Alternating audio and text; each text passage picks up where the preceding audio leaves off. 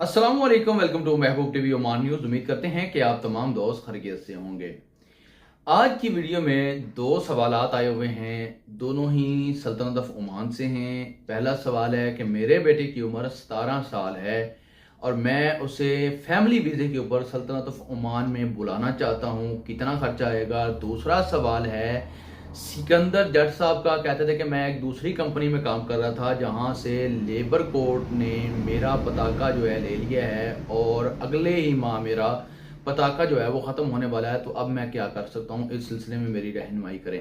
तो चलते हैं सवालात के जवाबात की तरफ। वीडियो की तफसीलात की जानब बढ़ने से पहले आप तमाम दोस्त अहबाब से गुजारिश किया करता हूं कि अगर आपने अभी तक YouTube चैनल महबूब टीवी को सब्सक्राइब नहीं किया तो सब्सक्राइब करके इस फैमिली का हिस्सा बने। इंशाअल्लाह ताला अल्लाह के फजल और करम के साथ आप कभी भी मेरी वीडियो से मायूस नहीं होंगे। इंशाअल्लाह आपको